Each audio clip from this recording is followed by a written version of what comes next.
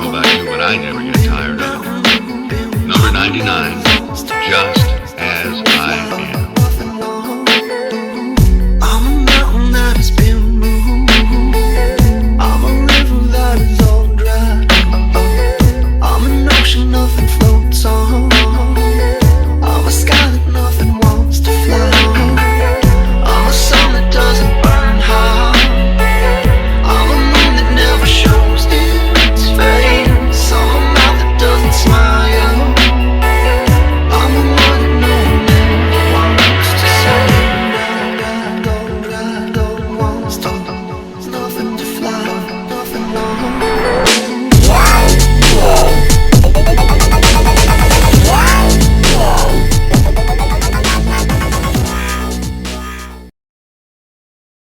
Alright, welcome. This is the second ServerSmash. Today is a 96v96 match between Ceres and Cobalt. My name's Lanzer, your host, and Dr. here is pretty much the president of PS2 Pickup. The president. Yeah, PS2 Pickup is a Planetside-wide, almost like a scrimmage system. And I would say a scrimmage system, but every Saturday we get together, and it doesn't matter where you come from, or what server you play on, but everybody gets together every Saturday, and they just have a lot of fun. It's more of like it's not MLG, but it is more of a competitive, one team versus another team type. So if you're interested in that sort of thing, please go to the PS2 Pickup forums, and we will link that to you as well. So like I said, today, ServerSmash, the two servers, Ceres and Cobalt, are going up against each other head-to-head to see who will come out on top. User joined We're going to go ahead and start with the interviews first. Today we have, from representing Ceres, Turok. He's going to be interviewing all those outfits and be interviewing Cobalt. So let's start with Ceres. Take it away, Turok. Hello, and thank you very much for the chance, especially for having us here to play alongside all our outfits, because before this server jerk thing, I think that's the correct name, we didn't really have the chance to get to know much with the other outfits. They were always on the other side, and all you will end up doing is killing them. This is a cool chance for us to actually get to talk with each other, improve our communication, and this doesn't end here, because it means that by getting to know each other, we'll be able in the future to make scrims between us, make new kind of edits, and all kind of shit. So thank you very much. I can now start presenting the outfits representing Ceres tonight. I can start with the Red Mist outfit, which is a Terran one. Their website is redmistoutfit.com. They are pretty much a medium-sized outfit, about 200 members, so if that is the correct medium-sized type. They specialize on spec ops, as they say, which means infantry fights mostly. They're always on the run, trying to seek the good fights where they can be outnumbered, and their main priority is to maintain tight squad play with experienced leaders and veterans teaching the newer guys all the tricks. So they're quite the good guys already for the Terran side, and really happy to have them throughout all the past year, because they provide good fights to us. I'm Torok from the Maniac, and I play for the ANC. Other than the Red Mist tonight, we have the Broken Arrow. The Broken Arrow company, which is led by Mr. Murdoch, which is my beloved e-penis interweb friend. Hello, Mr. Murdoch. He's running a small-sized outfit, much smaller than Red Mist actually. They specialize in combined arms to beat bigger numbers, so you will usually watch them, flanking from the sides with the prowlers, making all kind of wreckage and then running away unnoticed. They're pretty good, and they also have many, if not most, of the people in the leaderboard of Ceres, so they're the good guys. Then moving onward, who do we have for the Terrans? Let me check. We should be okay with the Terrans for now. For the Vanu side, you forget Freck. Oh yeah, I'm sorry, man. Of course, problem. I must have forgot you because you are French. As people might know, I have a strange issue with French, but I'm working on that. I promise that. What's there to say to Frack? They are probably the best French outfit on the server. They pretty much they mimic. There is another French outfit on Ceres, which is not Terran but NC, and they are the Fax. And so Frack is pretty much like them. They are a national outfit, which means that pretty much recruit mostly people from their country, and they're pretty friendly. They've been active since the game launched, both Frack and Fax, and so they're quite good. They will be there if you're French and if you're in need of an outfit. If you don't really are into English language and you want to start with the French one. So Frack is definitely your choice if you're Terran. Moving on, I believe we can talk for the Vanu side. For the Vanu side, we can probably start with the UVG, the Unvanquished Gaming.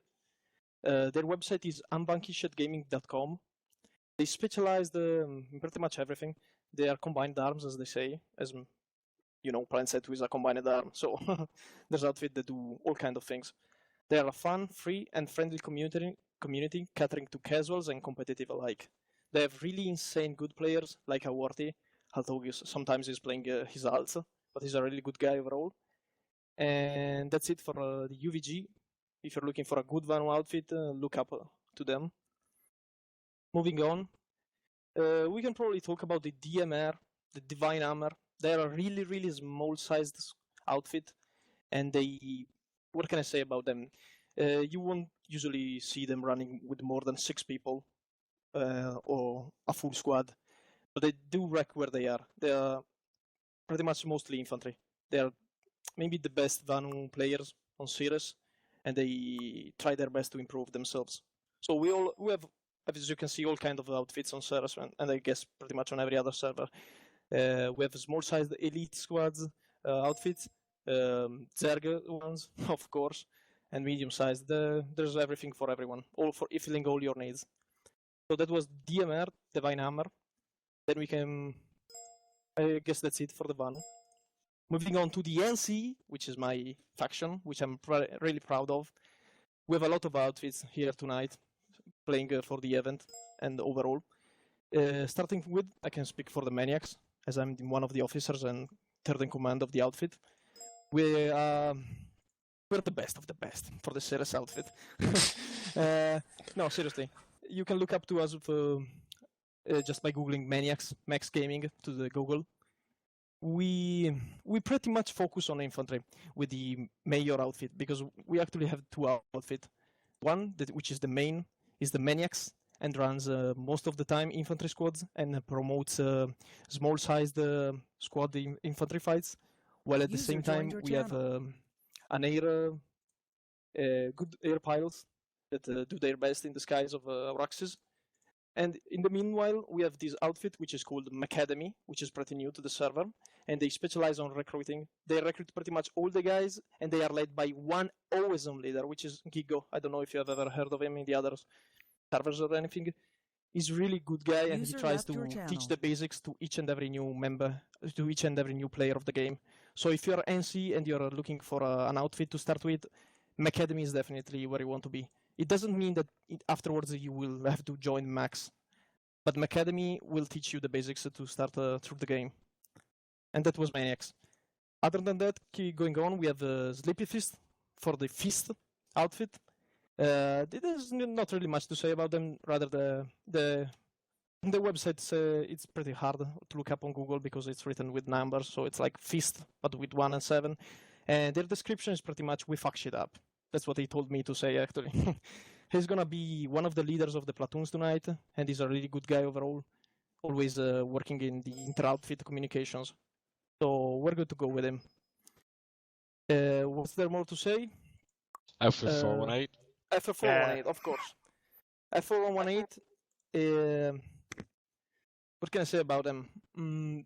There aren't really many competitive outfits on the Ceres NC side. There's Maniacs, JBX, and then there's 418. So they're really kind of like us. They have good guys. They're always open for alliance kind of gameplay. So if you're looking for something that isn't just your outfit squads, but you want to try something bigger, like having your outfit going alongside other outfits, 41.8 is definitely the first one outfit you want to look up at after.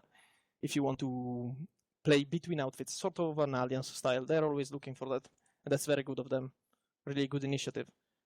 And that was 41.8. Who else did I miss? Just to clear it up, it's outfit 418, not 41A or 418. 41.8, is that right? 418. Just the 418. numbers. Okay, Yes, okay. Yeah, that's English spelling. Sorry, man. all Special mention right. goes to tiers of TOT, actually. It's a very small NC outfit, which is led by Commander Shadowsun. I'm telling you this because he's actually looking for the cream of the crop of the Planetside 2 players. He's trying to make something special of his outfit. He's probably, saying by me, one of the best Planetside 2 players. You can look up at his stats. Just check out Disclosed on the sample, and you will see he's a really good player. And he's looking for people like him to actually start something that might end up in competitive gameplay in the future. So if you're, I don't know, looking for a server where you want to play NC and be competitive, check him out. He's Disclosed. Commander Shadow. The outfit is TOT, T0T. And that's it. Torque F, signing out. Thank you very much. Thank you very much. User Sorry. joined your channel. And I believe Daninator, you're up for Cobalt. Yes, I am. That's right. I will just a bit moderate through this, not talk half an hour. So we will start with the red black blink squad, probably the most common outfit, most known outfit on Cobalt. Yeah, back you. Alright, hello guys, I'm Pegu and I'm the leader of the Red Black Blink Squad on Cobalt TR. And yeah, we are a very small outfit, but we specialize on air fights and we do it really well. We have probably the best pilots on Cobalt and some of the best on probably in the whole game too. So that's what we do, but we are not recruiting at the moment, we are invite only. But if you want to play with us, come to our TS and have fun with us, and we'll see if we get together at some point. Thank you. Okay, let's go on through to Chimera. Hello, so I'm Passionate Lover. I'm one of the officers of Chimera. We are playing TR on Cobalt, and we have around 76 members, among which we have BR30 to BR100. We are very experienced players. We're pretty much hardcore. We like to make the best out of every aspect of the game. We are recruiting on PS2 forums, the official forums. Also in game, we have 2 recruiting officers, Matlock and Brutalitops, the magician. And yeah, that's pretty much it. I'd like to thank PS2 Pickup team, Dodzor, Alleluia, and Lanzer for having us. And I'd like to give my regards to an outfit that is very known on Cobalt. They are RSG. So yeah, thanks to them. Okay, let's move on to Red Impact. I'm Solido Rush, or short just Rush, and the outfit leader from Red Impact Gaming. In game it's only Red Impact. User joined your channel. And we specialize in nothing and everything, which means we are mostly running infantry to be as mobile as possible, because especially doing a lot to an outfit which is jumping with 1 to 2 platoons every 15 minutes between 3 continents User left your channel. if we need to. So we are between casual and hardcore, because we play to win, and we're running quite big at the moment. We are doing 350 members with up to half the outfit online daily. And yes, we are recruiting. If you want to join us, then just join Cobalt on the TR site and check during prime time. We are only focusing on prime time. Just check the squad list if you see Red Impact Squad, or join us on redimpact.eu. And yeah, that's everything about us. Let's move on to Tier 13. Yeah, hi, I'm Bocian. I'm the leader of PL13. We are a Polish outfit only, the largest there is in Planetside too. We focus mostly on infantry combat. We run 3-2 ops in a week. If you want to join us, you can look us up on our forums, pl13.com.pl. Yep, that will just. Okay, let's move on to Ceres and the new conglomerate. Yep, I'm Solaris, one of the leaders of 1TNC on Cobalt. We are a medium-sized outfit for about 100 to 110 people, and we have BR ranges from about 40 to 100. We focus on infantry play and combined arms, occasionally air squads when required. And we're somewhere between casual and hardcore in terms of demeanor on the live server. And if you want to have a good time, some good laughs, and still get some results while you're doing it, then look us up in game. Okay, let's go on through to Section France. Yeah, we are a French outfit on Cobalt, approximately 100 members. We are focused in infantry playing. We try to play seriously during the alerts, but in the rest of the time we play more casual game. To join us, you can visit our forum, www.sfra.eu, and we're recruiting over 15 battle rank. Okay, let's move on to the leaders of the NC Alliance on Cobalt. That are Kinetic Armament Industry and the Jesters. We will start with Kane. Hi, I'm Terbert, one of the two leaders of Kane. Kane is an NC outfit existing mostly out of experienced players, know each other very well. Our main focus is tactical team play, but we also like to mix it up with some farming or just messing around at times. In terms of specialization, well, we don't really focus on one thing. If we do, I'd say tanks, and if we're cruising around the Sky Guards, it doesn't go unnoticed as well. We are recruiting, though we have some requirements. And also nice to tell is that we have a special training mentor system for newer players that like to join us. So when you apply for Kane, basically we assign you one of our most experienced players that will be your personal guide, Planetside. If you like to see how we play, we have a Puppy Platoon up every Monday night, and you can also find us and the Jesters on the TeamSpeak of the Jesters, jestersnc.com.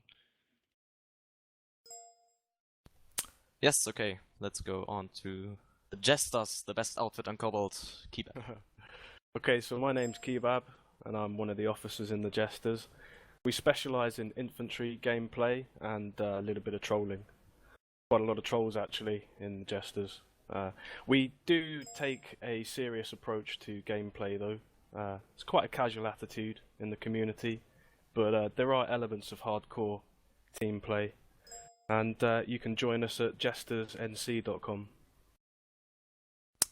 Okay, let's move on to Army of the Republic, AOTR. Yeah, hi, I'm Dragon Drop representing the AOTR, obviously TR outfit, and we don't really specialize in anything in particular, but we mostly run infantry to just capture points or defend bases. But we also use any vehicles that we need to get that done, mostly gunship galaxies, mosquitoes, liberators, and we do run some decent tank columns every once in a while too. So our website is terran-republic.eu. You can also join us on there. We're looking for basically anyone who's willing to play with us and have a lot of fun. Cool, let's move on to the last outfit, but not the least outfit. I would say, in my opinion, it is one of the strongest on Cobalt. It's Trident. Thanks for saving the best for last. Yeah, Trident's the biggest outfit on Cobalt, bigger than a lot of the ones that have turned up here, with about just over 2,000 members. Because of that, obviously, we have to specialise in a bit the bigger sides of Planetside, mainly running platoons and mostly public platoons. But we also have some Trident-only squads and platoons that run throughout the week as well. We have a pretty casual attitude to the Planetside and gaming, but we also try and mix it up and keep enough tactical squads and air squads and tank squads going, so that if you're interested in keeping yourself a bit more active in the game, you can take part in them as well. If you want to play with us, you just have to head to tridentoutfit.com and sign up for our forums. From there you can get access to join us and play with us. Okay, that was it with our wonderful server. Thank you very much. And again, thank each of you for participating. It's always fun having some friendly scrimmages going on. Alright, this time I'm going to go over the rules one last time so that everybody is clear on what's happening. This game mode is called Home Base, and it's a modified version of Allegiance. Allegiance, basically all that means is you each have your own starting base and you try to take the other. We're on Amerish right. TR has Kawadi Amp Station and VS has Woku. You are to stay only on the 2 lanes provided. So if you look on the map, you see the 2 lanes held by NC. Those are the 2 lanes that you're fighting through. The only objective that you are held to, only win condition, is to take the other server's home base. So if you're Kawadi, your only objective is to take Wokuk. If you're Wokuk, your only objective is to take Kawadi. The match is going to go on for an hour and a half of continuous play. No stop. So at the end of it, somebody needs to be declared a victor. And we'll let you beat the shit out of each other, determine who that will be. The rules, the considerations. There are no gameplay restrictions. Play the game as it's meant to be played. We haven't identified any buggy or balance issues, so there's nothing there. If we find out that any of your players is using any sort of cheating, exploits, hacking, or any sort of real-life enemy sabotage, where we will disqualify your entire outfit, and they'll be ejected from the game. That's about it as far as the rules go. Dotsword, did I miss anything? If one server takes the other server's home base, it's game over, right? Yeah. Yeah, exactly. You didn't mention that. As soon as the base is taken, the game's declared over. And if after 90 minutes neither faction has taken either capital, how do you determine the winner? If after 90 minutes there is no determined winner, the game will be a draw. However, Dotser and I will decide whether or not we will go into sudden death. Right, so we're not going to work off territory owned, is what you're saying. No, there is no point system. Whoever got the farthest, no. The only win condition is take it or lose it. Okay. It's all or nothing. Alright, right now, before we let you all go back into your servers, is there anything as sort of like a proverbial handshake that y'all would want to extend the other server? Die, please. Prepare your handshake. Cobalt's gonna be short and sweet. Try to help. No, really, All good right. luck and have fun to everyone. Good luck, have fun, guys. Alright, at this time, in about 5 minutes, I will go on all call and announce when the match is going to start. But for the next 5 minutes, go back, make sure everything's solid, and ensure that you're prepared to go. Make sure you can see ship. Okay. Can I get all the Ceres squad leads into the platoon 1 room for one moment? User was moved out of your channel. It says. Right, so it's now you, me, and Kid. I just moved us out of that channel because they were having a lovely handshake. So, hello everyone. This is Far. I'll be one of your caster / host today. And with me today we have a special treat. We've got Kid. User joined your channel. Hello. Hello. Awesome. So while everyone else gets set up in 5 minutes, me and Kid are just going to guess a little rundown on the Amerish lanes. So have you played on Amerish much, Kid, since they did the revamp? I played a bit, and not as much as I'd like, but I played a little bit. Mostly the northern bases. Right, so by far, the western side of Amerish is my favourite, hands down. I love the new bases. Kawati Mountain Complex is going to be particularly special if they get there, because that's very Planetside 1-esque, very underground, vehicles, aircraft play no role. It is a straight up infantry fight underground. User joined your You can channel. expect NC maxes. If we had NC, we'd be very happy. Genuine then Physics, it's been revamped, it's okay. There's nothing really super special about it as we move down the lane. Have you played here at all, or do you know much about it? No, I haven't even touched the western side, to be honest. So Right, I'm okay. curious Well, to what see I'll do is how it plays I'll out. just zip over there with the camera. as we go over. Genuine Physics had a little bit of a touch-up. It was made better. You know, there was an elevated platform away from Grand Zone. It's harder to snipe with vehicles and whatnot, so we're showing it on the camera now. It's okay. There's nothing special about it. It just complements an already decent line with a decent base layout. Then the highlight, however, is what's colloquially known to INI as Ewok Village, also known as Shrouded Skyway. It's with the elevated walkways. So we're really looking forward to seeing a fight going on here, because this is one of the middle bases between the lanes of the two capitals. After Shrouded Skyway, we have Scarfield Relinclary. It's like a depressed capture point beneath like floor level, but it's very hard for vehicles to shoot into it and aircraft as well. Nice big open walkways. There are 3 good entry points. One to the west, and then there's a south and a north entry point on double doors. So you get a good top battle detection and then a lower ground area as well. And then there's one last base, which is Wocock Ecological Preserve on the far west lane. This place is also pretty cool. You have a sort of subterranean road that leads underneath the base in a sort of tunnel system. Most of you guys have played in the servers anyway, so you already know all this nonsense anyway, but I'm just laying out there. And it's got a good sort of kind of, it lives up to its name. You know, it has a surrounding outer wall, good ecological stuff. I've had a few good fights here as well. It's very dangerous for vehicles to come in and whatnot and get a good deploy point. So, Kid, do you have any thoughts on what you would do or how you would start if you got 2 platoons under your feet? How'd you do this? Because you've got 2 lanes to go through here. Right. Well, the interesting thing is they have to cap every single base, right? There's no middle ground. Right. So it'll be slow to begin with. One thing we noticed on Hossen the last time when we had our previous ServerSmash was that you would have one smaller force taking your adjacent bases, and then you'd actually have an enemy force dropping into a base that they couldn't capture, just to stall the enemy. Yeah, I was about to say you could do that and just burn resources. You could have a heavy air presence and just kill enemy air, kill enemy ground, and just burn those resources so that by the time you actually do fight, they're low on resources. Right, because the map is relatively balanced in terms of territory. The ruling here was that you get 1 amp station, which is your capital, a tech plant, and your biolab.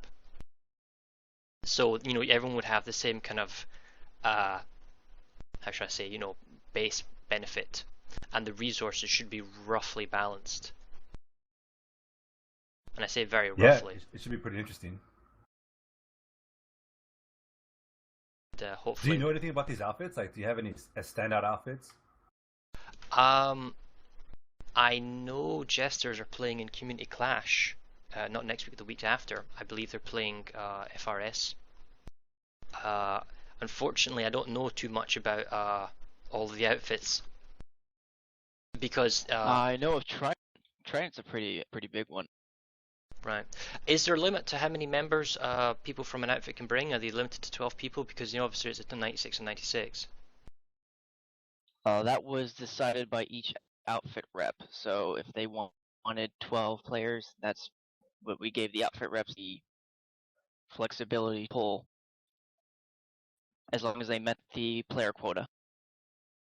Right. So it's basically bring what you want, and you know, the server rep decides who gets what and where. Correct. Oh wow, TR is certainly. We're just having a quick peek at the TR warp gate here. Kid, where are you looking at the moment? I was kind of bouncing around. It looks like most of the VS is at Tumas actually. Yeah, so there was one minor thing. Because of the proximity between the TR warp gate and Kauai amp station, the VS get to start from Tumas tech plant as opposed to their warp gate, because it cuts the flight time in half. It means that the TR isn't going to get like an unfair advantage. Oh, okay, makes sense. I was kind of curious what was going on there. Yeah, and just in case you guys weren't aware, Cobalt is playing TR today, and Ceres is playing VS. So it is in the title. So, Lanzer, when are we going to get this show on the road? Well, we're 4 minutes ahead of schedule. I could start it early, or I could wait 4 minutes. That's fine. We'll leave it to you. See what you're comfortable with. See what everyone else is comfortable with. Yeah, I'll wait. In a couple minutes, I'll come back on, and then we'll get this party started. Okay. Well, we've noticed in Community Clash, Kid, right? air is really dominant, because in a limited scenario of 24 on 24, air power is really powerful in a single lane. This is somewhat kind of a quasi middle ground between, you know, Community Clash, which is smaller outfit scale, and live servers. So do you think it's going to be as prominent, or is it going to be like too much AA to, you know, anti-air to flack it away? I was just wondering about that too, actually, but we were talking about resources earlier, and I just noticed that TR capped all of Indar. So I don't know what the rules are, but I'm sure you're going to be seeing a lot of TR jumping over to Indar to get those ticks. Sure. One thing I suppose you can't change is leaving the continent, because there's so many people. If you're low in resources, you can leave the continent, and you don't even need to go to Indar. You could go to Hossen as well, because Hossen has on the test server has a huge chunk of resources, like 350 per tick by default. So that's a really good thing. I'll make that. Yeah, resources Sorry, might make a play. Yeah. But it's impossible to know when people are leaving and coming, so it's just one of those things. This is Lanzer on all call. Last minute change. If you are on Amerish, please do not go on any other continent. That's to make sure that all the resources are fairly accounted for. So if you are participating in the ServerSmash, do not go off Amerish to get more resources. Thank you, Lanzer. But again, the actual invigilation of such a rule is quite tricky. We'll see how it goes. Yeah. Yeah, I guess there's only so much we can do to enforce that. I mean, we'll have to rely on the player's integrity to a certain extent. But so one thing I'm interested in, Kid, is that with a double lane system, I'm kind of curious if they're just going to try and bypass each other and race for each other's capital. I mean, it's possible, and they maybe play a little bit of a defensive role at one point. Yeah, there really is a lot of options, and I think it really just depends on who the platoon leader is and how much experience they have. I mean, personally, I've never been in a platoon, I've never been in a size 4 over 48.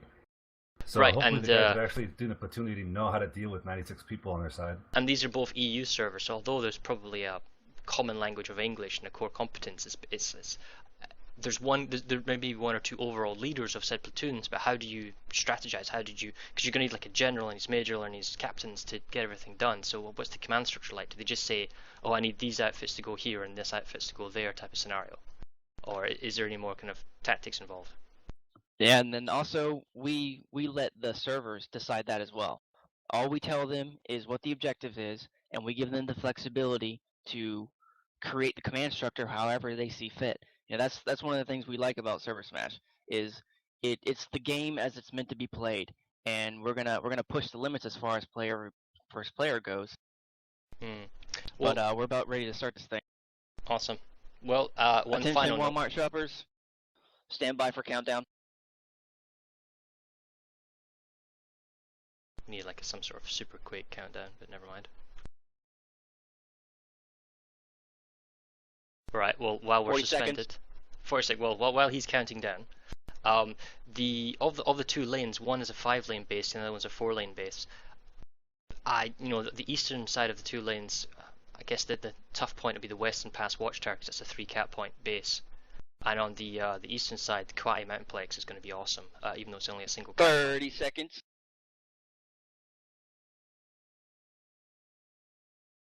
In fact, that's interesting because of all these small outposts between Kwati and the Woku, 20 seconds. Western Pass is the only 3-cap point, so it'd be an interesting defense for the VS. 10 seconds till start. 5, 4, 3, 2, 1. Match start. You may now Falcon Punch the other server. Not all those have NT maxes. Right, so the TR Mozzies are flying straight out of the warp gate. That's quite an impressive sight. How many scythes do you see for the VS? Because I'm seeing at least 30 mosquitoes. User was moved out of your channel. It's probably about similar numbers. I couldn't even begin to count them, to be honest, because there's a lot of them outside of the platoon that I'm in. Right. Well, the TR mosquitoes are flying. They're at the center now, over the West Foothills, now Heyoka Army. They've just engaged each other. They're over Heyoka Army and the central tech plant. It looks like they're actually slightly flying past each other. Looks like the the VS are slightly higher up. Oh, the two main forces haven't noticed each other. So you have the oh, well, no, that's the thing I noticed.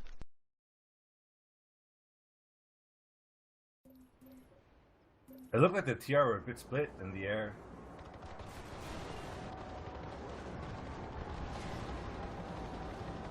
How do you even Oh cast it? wow! There's so much going on. I've just watched 20 mosquitoes attacking the galaxies that are landing over Cobalt communications. So basically, last week I just picked interesting points of targets, and we had Pella assist me by calling out points of interest or fights that were going on, and we'll jump over there. There's so much going on. It's an immense amount of lag on my screen. Yeah, you're talking about air and the difference between Community Clash and this. I think the major difference is obviously numbers, and it changes everything. Huge amounts of air, but there's the initial push where everyone pulls air for that sort of rapid get to where you need to go. But after it dies down, you know, you got people coming in to sort of like infantry squatting it up. I just see lots and lots of Mozzies and Scythes, and just everyone backing up their galaxies. Although, to be fair, I only see lots of mosquitoes, and I see one Reaver. It's very ballsy in the middle of all the mosquitoes.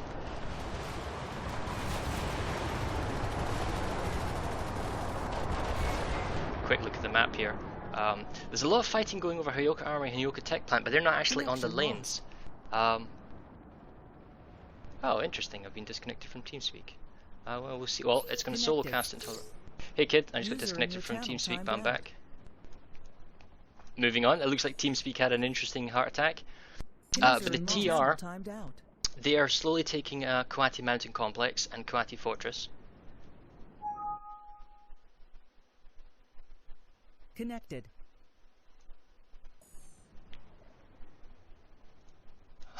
Okay. The VS, they're taking Wokoc Ecological Preserve and Wokoc Shipping. Huh. Some moving people in TeamSpeak.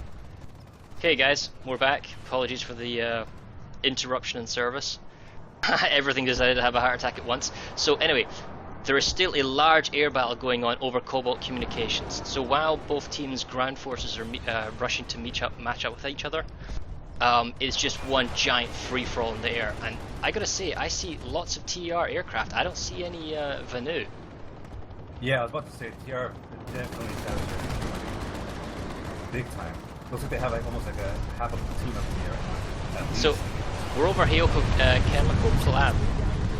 Cobalt Communications right now, and it looks like there's a lot of Vanu Maxes, and they're just waiting to capture Cobalt Communications. And it's a free-for-all turkey shoot as far as the TR air is concerned. Yeah, typically Community Clash, pull all lightnings, and if you do like a major lightning pull, a Skyguard pull, it's an act of desperation, but in this case I'd say it's probably a wise move. It's not a smart idea. Let's have a quick look at the minimap. Okay, so the first set of bases for both teams have been taken out. Ecological Preserve and Wokoc Shipping Dock taken by the VS, and Coati Fortress and the Mountain Complex are going to be taken for the TR in a few seconds, which means... and then the thing is, the VS are going to be delayed here because they need to take Western past Watchtower, and that's a 3-cap base, so that will actually delay them ever so slightly as far as it means getting to Cobalt Communications. Yeah, there's a pretty sizable TR presence at the Scarf is that how you pronounce it? So the VS are going to have a tough time pushing up.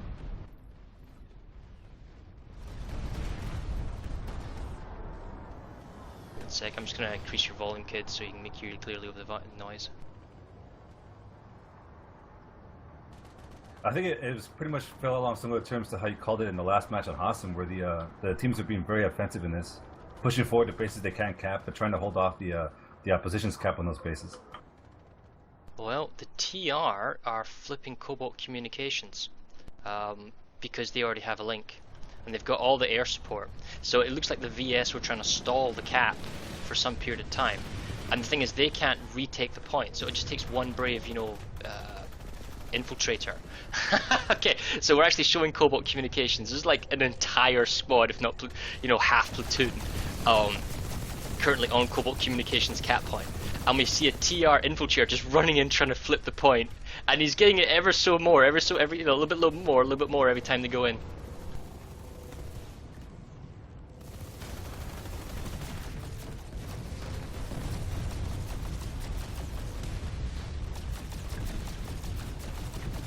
The VS did try a counterattack in the air, but the TR presence in the air is like a beehive. I mean, you shoot one person, you're gonna piss off the beehive. Wow, we're just looking at the map here. Just I've got the map view up, and there's tons of air. I mean, literally tons of it. Seriously, Cobalt is not messing around when it comes to their air force here. I think they've watched Community Clash and said, you know what? Air was really powerful. Let's just all go air and take it to the next level. I suppose you could remass in the VS warp gate, but you've got a long flight, you know, to get back into the fight, whereas the TR have a shorter kind of flight time. Although there are no TR aircraft, you know, over the VS base and whatnot, so it's not like they're camping them as they spawn out. Yeah, and then it boils down to resources too, because the TR wiped out I think 2 waves of VS, so it's to the point where the VS are gonna get pretty tight on resources. So if they do a pull, there has to be something major. So another thing that's going on, another offensive hack is we're looking at Western Pass Watchtower, and the Venu have Alpha and Bravo cap points. However, the TR are holding Charlie Point, similar to how in Cobalt Communications the Venu are holding that cap point. And the whole point is to keep the third capture point to mean it's a 20-minute base cap, as opposed to like a 5-minute base cap, just stalling the Venu so they can't interfere.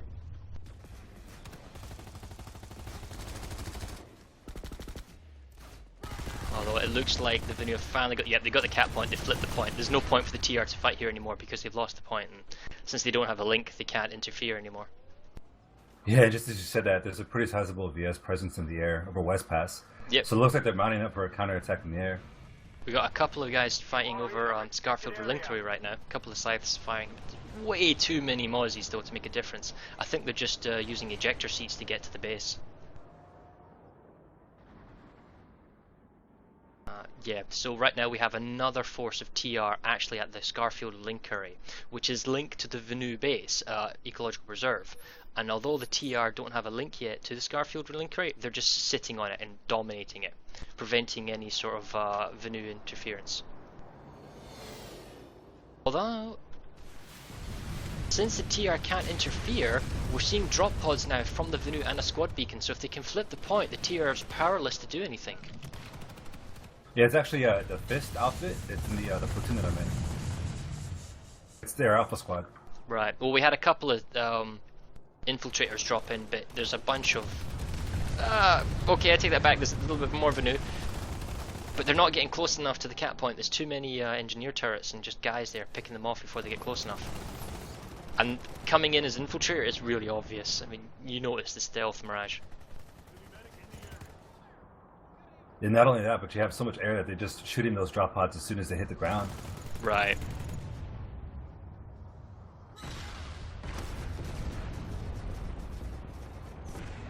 Oh, it's merciless engineer turret just picking them as they come in. There's only one door for them to come into at the Scarfield Relinquery, and they're just getting picked off. And Ewok Village is already being captured now by the TR. So yeah, it's not looking good for the VS at all. It just seems that Cobalt is keeping a stronger air dominance on both lanes over the central area, and they're about to take Cobalt Communications, and Skyway is going to be down in 3 minutes. And alright, so the VS, they are finally taking their tower, but it's taken a long time, so I think they're already going to be the back foot, basically fighting outside their capital. And interestingly enough, the TR are already on Bravo cap point, and they're already on Alpha cap point as well, as far as Western Watch Pass, West Pass Watchtower is concerned. So as soon as Cobalt Communication goes through in about 4 seconds, the hack by the VS on West Pass Watchtower is going to flip instantly, behind the TR's favor. Yeah, and it's one of those odd things in competition where if one team's dominating like the TR now, like you wonder like where are the numbers from the other team? Like it's 96 on 96, but I'm not seeing anywhere close to those numbers at any of these bases. But if we look at the Amerish population, it's 51 to 47%, and 1% NC. It doesn't add up. And anyway, but I mean the numbers are essentially balanced. So you just have to wonder where the enemy are, or sorry, where the VS are. So we got nearly even numbers now over Scarfield Relinquery. So we'll check out what's going over there. Oh, my PS2 crashed. It's still... Well, the Vanu have got the capture point, but the TR are on the outside. I think they're waiting for it to go through. The problem here is that it's 3 minutes for the Scarfield Linkery cap to go through for the Vanu. However, it's only 1:30 for the Shrouded Skyway to go through. And there's nothing the Vanu can do to stop the Shrouded Skyway or Ewok Village's cap. So as soon as the TR's got that, their presence at Scarfield Linkery is going to dominate any sort of VS presence that's here, take the cap point back. Where's the Vanu army? That's what I'm wondering. Yeah, that's what I was saying earlier, and according to the map, all the Vanu forces are actually committed to this. I tell you what, there's 1224 at Cobalt Communications. The Vanu are fighting over Cobalt Communications, but they don't have a link here. I don't understand. What's the point of being here? Yep. So I'm at Cobalt Communications, and sure enough, at the cap point at A, we have a squad and a force of Vanu at Cobalt Communications, but they've already been bypassed. I mean, the hack for Western Pass is going through. Even if the group of guys at Cobalt Communications went back to West Pass Tower, it's still going to be at least a 5-minute cap, if not longer. There's no point being at Cobalt Communications. It serves no purpose. If anything, they should try and get themselves to Scarfield Linkery. Right. No, I agree. I mean, you could account for a number of reasons. It could be a leadership issue. It could be a miscommunication issue. It could be a lot of things, especially in a fight this size.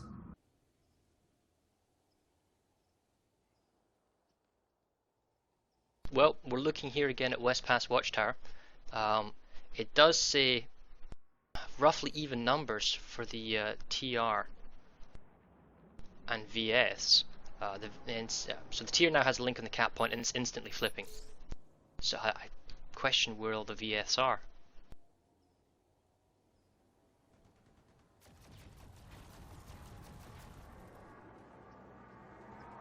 It's a bit of a mystery.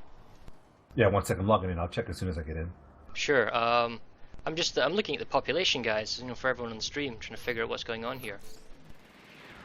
Okay, so we see a pair of Vanu Sunderers, and I don't know why, but it looks like Ceres infantry, the VS, are on 2 Sunderers with anti-air flak in the middle between Wocock Ecological and Scarfield Linkery, and they've stopped, gotten out, started AAing, and hell has rained forth down upon them. This is the best way I can describe, the rain dropping upon them. Cobalt's TR, Air Force is just dominating brutally. Yeah, it's painful to watch. Oh, and one lightning, he figured, you know what, this is too much, and he just drove off into the ocean. Ouch. And they can't even get close, this is the problem. With the TR, wow, there's just tons and tons of planes. There's so much domination here by TR Air that it's cutting off all forms of movement. They can't drive there, they can't fly there. And even as a stealth ATV and then squad redeploy, what's he going to do? You're going to get 12 people at most with a squad beacon.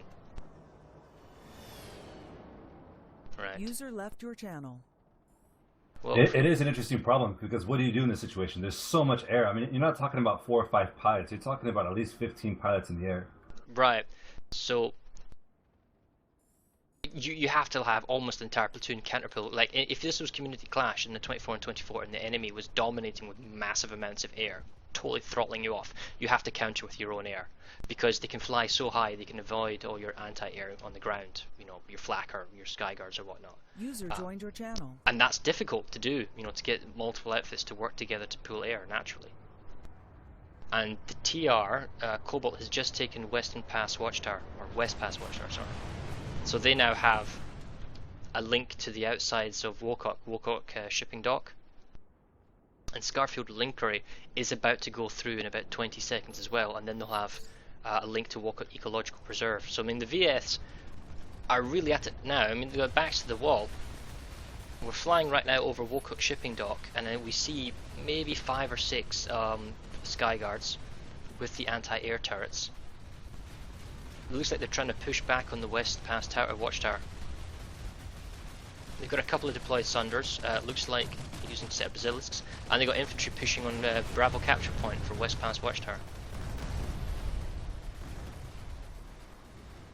I think the good thing about these last two bases for the VS is that if they have AA anywhere in the middle, they can cover both bases easily.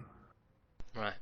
And here, the AA over Wokout shipping dock can cover Ecological Preserve, but I'm already looking Ecological Preserve, and there's a Galaxy flying overhead. Although he's taking a lot of anti-air flight. Wow! Holy nuts! That's 1, 2, 3, 4, 5, 6, 7 Skyguards, all shooting down the enemy TR Galaxy. However, there's a deployed Sunder, and there's tons of infantry on the ground. Maybe at 10 infantry firing at the Skyguards. They're all Skyguards. They have no way of taking care of the infantry. And this is the problem when you specialize.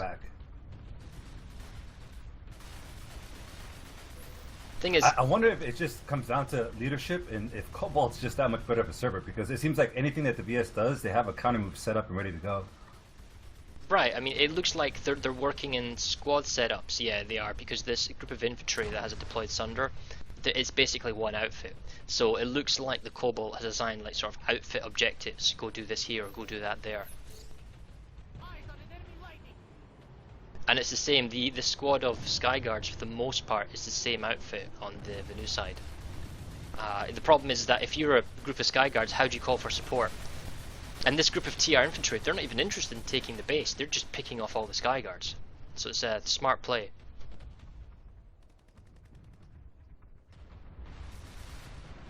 Now, FYI, your timer overlay. Right, didn't turn on, never mind. To be honest, I think there's just a lot of miscommunication going on the VS side, because they still have a squad or a decent presence at the Scarfield Wickery, but they're losing Volcup Ecological Preserve.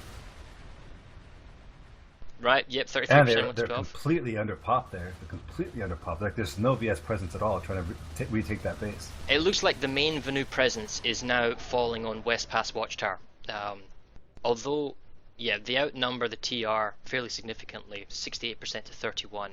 So they've got most of their forces here guarantee 3 cap points go through. Now it's up to see whether the TR deploy one of the rapid reaction teams to take back a capture point.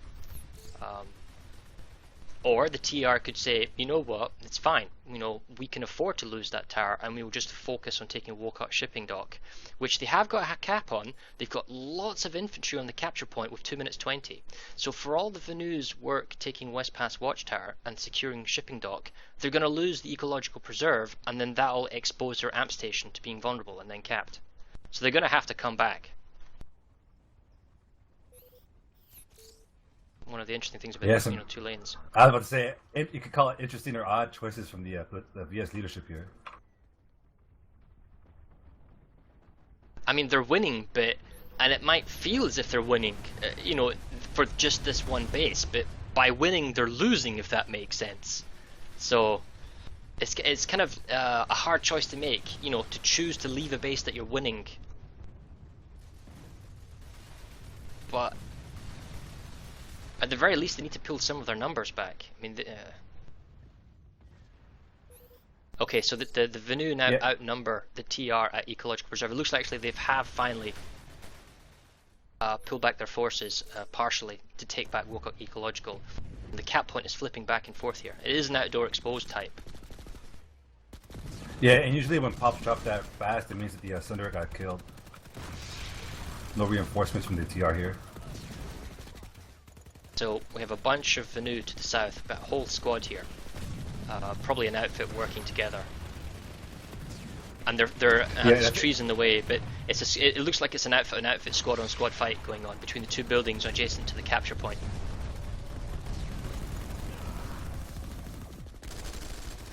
Yeah, and it's you know, the smartest move that the VS could have made. So I think, especially in a battle this size, under no circumstances do you want to leave your home base open to attack. Because you never know, they could pull like all 96 and just drop them on that base, and what are you going to do? Well, exactly, right. I'm going to try something a little bit risky here. I'm going to get out the observer camera, bring up my thermal scope. This is a mistake! Yeah, no, you'll die right away. The observer camera doesn't have thermal, so I thought, oh, I know, I put thermal on one of my guns. I'll have a look over there. Yeah, that was a mistake. Because they were firing smoke on the capture point. So. Oh, and they killed off the Nuvus Thunder. Right, we need to get back and spawn in. Yeah, the TR heavily outpopped here, but they're putting up a really good fight. of course, with all the smoke, you can't really see You anything. can't but see I'm what's looking at the going on. minimap. For all you know, there's a giant forest fire going on. And the thing is with thermal sights for the Venu, it doesn't, sorry, the TR air, thermal sight doesn't actually work through the canopy of the trees. You can't see what's underneath. So it does give the TR some form of cover. Or for the VS, sorry, some form of cover. What are your thoughts on smoke? I mean, personally, do you think it's an advantage or a disadvantage? Because we've It's seen a lot of like- it in competition. It's like air.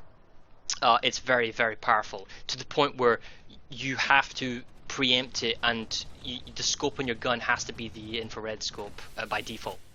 And that in itself then means your ADSing is going to be slightly slower. But it's something you have to do, period. Because if you don't, and then the enemy team uses smoke, you're so much at a disadvantage.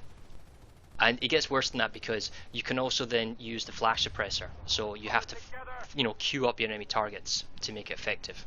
So if you have like a whole squad using flash suppressor and smoke, in an area with tree lines like this and you can't really be seen by enemy vehicles, it does negate air quite heavily. But it's very powerful. So anyway, as far as this fight goes on here for the Venu, it does look like they've taken it back. Yeah, but there's a pretty good counterattack here from the TR. It looks like they have a Sunder set up in the northeast somewhere, but I'm counting at least a full squad of TR counterattacking the point. We're just looking at the minimap here at the numbers. Yeah, the Venu have more people in the base, but a better TR organization could make a difference. Yeah, and I'm looking at all the TR guns. It looks like they all swapped to infrared scopes. The IRMB. Would be nice if that information was readily accessible instead of having to try and take a look at all these moving units. That is true. I mean, the TR air is trying to make a difference here, but it's hard angles to get a pick in. And looks like the Venu is pushing down the small staircase. They're just waiting for the TR to come up because they know how to outnumber them. A couple of grenade bouncing. Oh, friendly C4 kill. A couple of TR conch grenades. I don't see any TR maxes, and that's the problem. They've got a Sunder, so why aren't they bringing any maxes? That would make a big difference. That being said, they are making a concerted push now. And they're on the cap point. Well, there's a couple of claymores on the ground they need to be careful of. Have the Venu left? Because I'm not seeing them on the minimap. Let's check out the number population. Actually, they're all at West Pass Watchtower, it looks like. There's a pretty big open field battle over here. The TR hold the bridge and they're trying to push on C, but there's so many VS that they can't get any ground, but they're inching forward little by little. Yep, we see Charlie. So the VS are holding Charlie quite heavily. Do they have a local spawn point nearby? Yeah, it's a Sunder, but I can't find it. It has to be a Sunder. Lots Actually, of it just got TR. taken out. Yeah, there's a lot of TR air just pounding the outskirts of the Charlie building. Looks like we've got a mixture of 1 or 2 Terran outfits from Cobalt trying to push into the Ceres held sea point. I think reinforcements are going to be an issue here, so it's just going to be a little bit of time, just whittle the day away. Let's see if we can't go inside without getting blown up.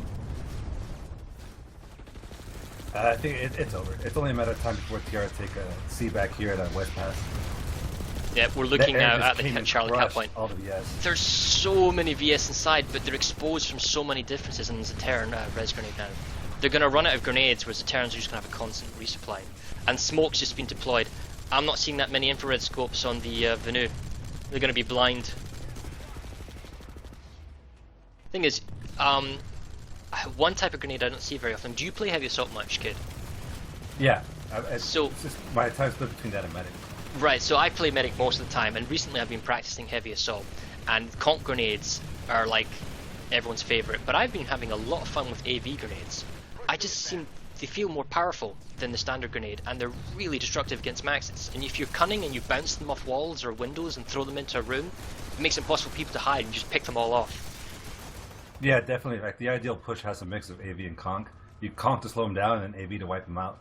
Yeah, so the TR just dominated the VS and the Charlie cap point. They brought maxes and everything, so I mean that was painful but enjoyable to watch. So Cobalt still on the firm footing here. Now, interesting thing that Lanzer and Dots are said about the rules here is that although this is like a 90-minute cap and we still have over an hour to go, clearly right now Cobalt is winning by far. You know, they have the advantage. But if they don't capture the home base, it's still technically considered a draw. Absolutely, do or die.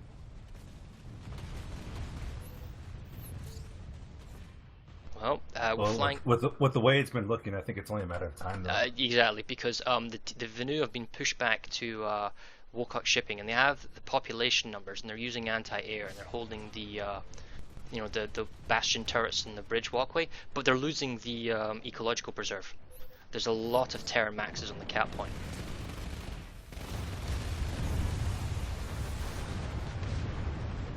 Okay, so the Venu just, oh wow, the Venu just spawned in. See if I can't get an angle here without smoke.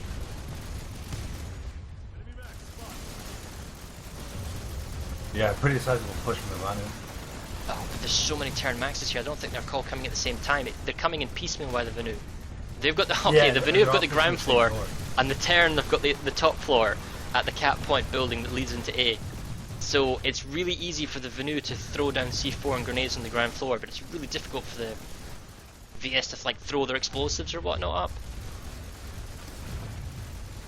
I don't understand. I mean, there's so many Venu on the ground. Are they not like a team or something? Can they not go like heavy assaults to bounce some, conch nades up? TR's about to take the base. If I didn't know any better, it would be almost like the Cobalt server is a whole practiced or something. They just look much more organized, much more prepared. Right? I mean, it looks like the TR are the ones being more aggressive. They're winning the base and they want to be aggressive, as opposed to the Venu who are defending the base and they're not pushing. Oh wow, and they just got counter pushed by the TR Maxes. Ouch! Although the cap point flipped at the last second, that's got to be an infiltrator. Or just a couple of droppers. Yeah, there's a couple of Venu heavy assaults, but the Terran Maxes, instant turnaround, they're going back. Yeah, there was that a Galaxy drop? It must have been a Gal drop. There's a whole bunch of Venu on the cap point, but the TR armor is just, and the Maxes are just dominating the moment. That being said, the Venu are now pushing up from behind because the Terran Maxes turned away. Oh! Some nice explosives there. The TR's getting wiped. Big resonate though. I mean, this is like last minute second stuff. Even if the Venu grab this cap point and then stabilize, they've got a long way to go. And it looks like they're running out of reinforcements. Yep. It's basically zombie wars right now. right. Everyone resing with half health. 25 seconds so that the cap point goes through. It looks like it's going to be TR's favor though. I have to be honest, I'm pretty impressed from Cobalt. By Cobalt. I wonder who's firing the smoke. If it's the TR, if it's the Venu. Well, I learnt my lesson. I'm not going to get out of the observer camera this time.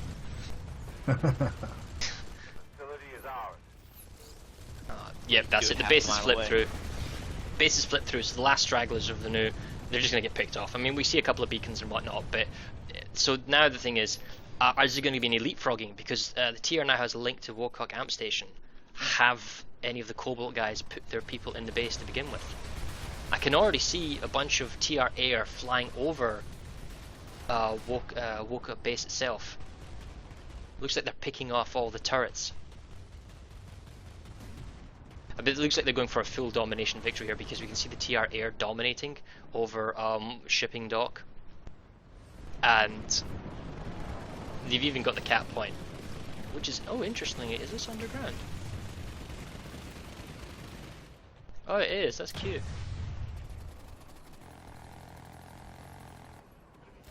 If I can see. I don't know, you could say fortunately or unfortunately, but ever since TR have established their domination, it's only really been a matter of time. Because they can dictate the flow of battle so easily. Right. It's formality. The thing is, the TR has got freedom of movement to do go where they want to go and attack or defend where they need to defend or attack. Whereas, oh wow, the observer camera actually gets pushed around by people. That's interesting. It's a cool little capture point though at Wocock shipping dock, under the ground, away from air and vehicles, but without like a reliable spawn point. And the problem for the VS is that getting to the capture point is really difficult because you have to go outside into the wide open area, and there's a double building overlooking the new spawn room. It's only a matter of seconds before they lose it. Okay, we're looking now at the numbers. It appears to me that the entire VS force is now almost fallen back to Wocock Amp Station. They're already, they're They're spawn room window licking at the moment and walk out the shipping dock. About 5 seconds and it's going to go through. In fact, it looks like they've left. We check the air situation. I mean, if you're going to go back and grab air, now's the time to do it before it's too late. Okay, the Venu, they're pulling a few mag riders and lots of sky guards. So if you check out the west exit point of the amp station for Wokok, there's a lot of anti-air going on. I'm not sure that's going to make much of a difference here because it just takes one person to bypass it, put down a beacon, and start the cat from behind. If you take a look at the north tower at Wokok and count the bursters. Oh wow!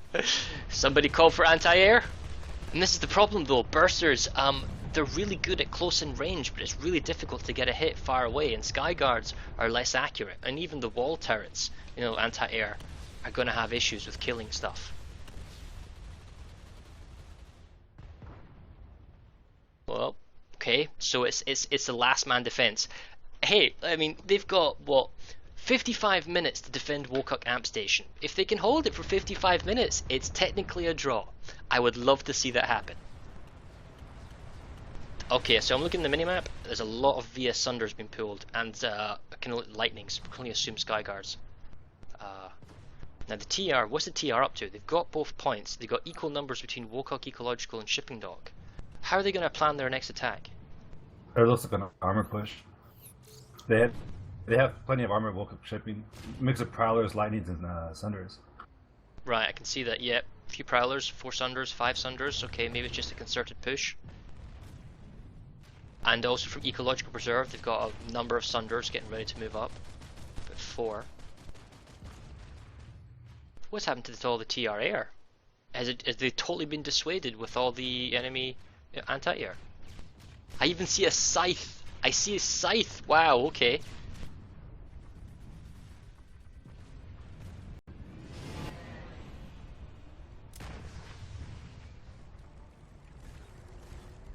So this, go ahead. I was about to say there's a slow push from some Sunders from the TR. It's pretty interesting because it's 3 Sunders against 3 Sky Guards.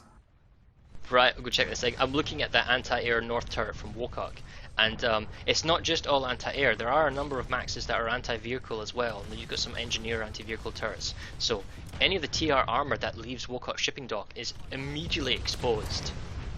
Right, at the moment it just looks like they're trying to go for free kills as opposed to actually make anything happen. And there's one thing I didn't notice till now, but actually it's like if you take the roads to Wokok, you're really exposed. But there's a lot of hidden ravines and ditches in the middle ground between these 2 bases to attack Wokok.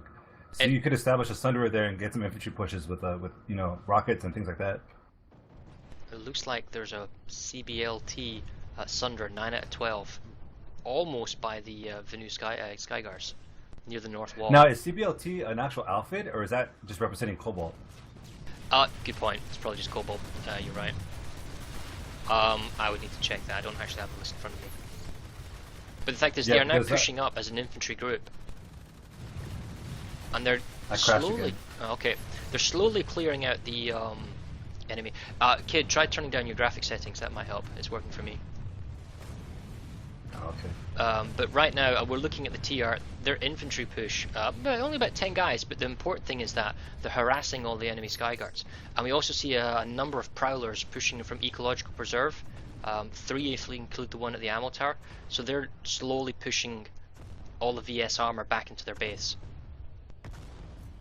But counter to that, the Venu are now starting to pull their own set of color coordinated mag riders. So this will be cute. Thing is, the mag riders are going to get flanked by their infantry behind them, but we got a little prowler mag rider duel going on here, although they need to both be on board here. I need to make an all-call. If you're constantly crashing, please turn down your settings. That might help you out. Alright, sorry about that. I figured they got that much.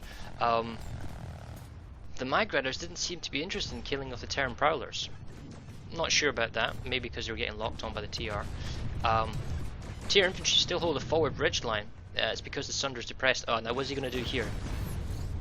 Is he not going to go in? See, if I was in this mag rider now, could maybe have some C4 or anti-vehicle mines. Just push in, and the goal here is to kill the Sunder. Yeah, it doesn't matter if you die, it doesn't matter if you lose the vehicle. As long as you kill the Sunder, that's it, job done. Now the question is the TR infantry going to move forward?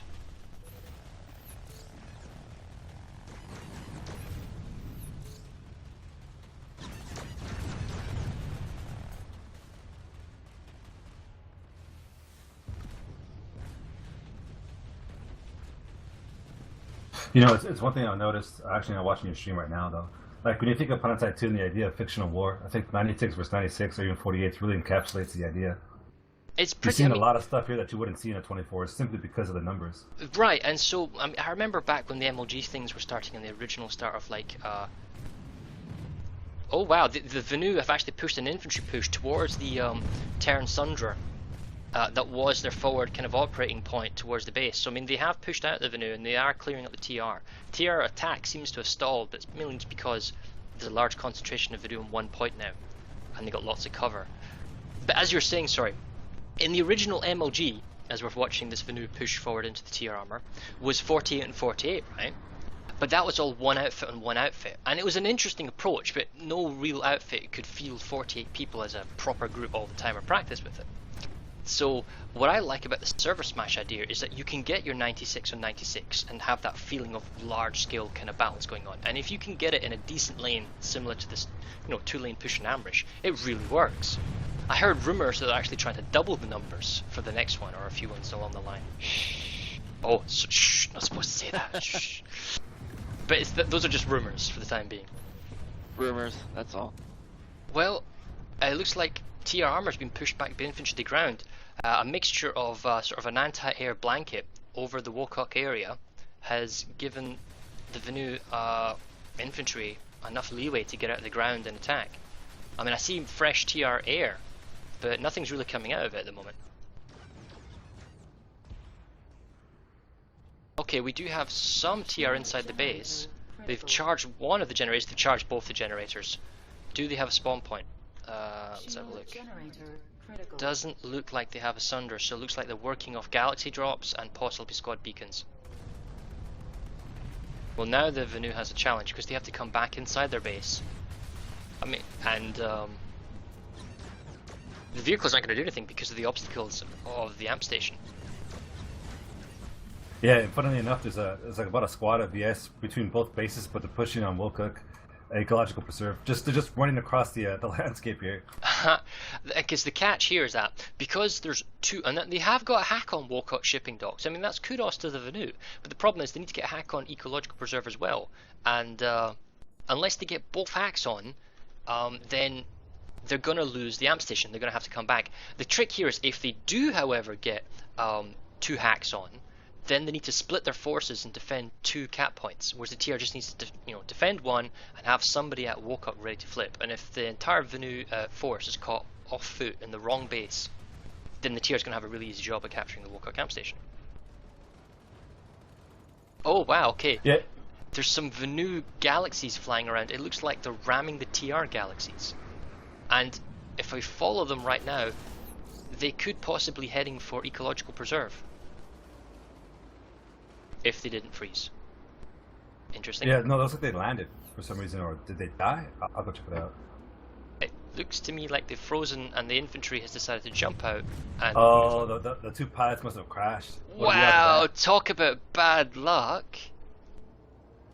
Okay, so that's going to be interesting. We'll see if that comes to anything.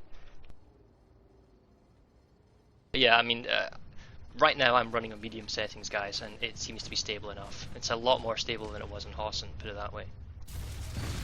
Okay, so the first shield generator on Wokock's been taken down, and the second one's going in a second. It's going down, so let's go have a look at the capture point. Generator destroyed. Come on, Mr. Shield, down we go. There we go. So the capture point is now vulnerable. There's lots of Venu Sunders inside the inner sanctum of Wokock. You know, essentially blocking any gate diffusing Sunders of the TR.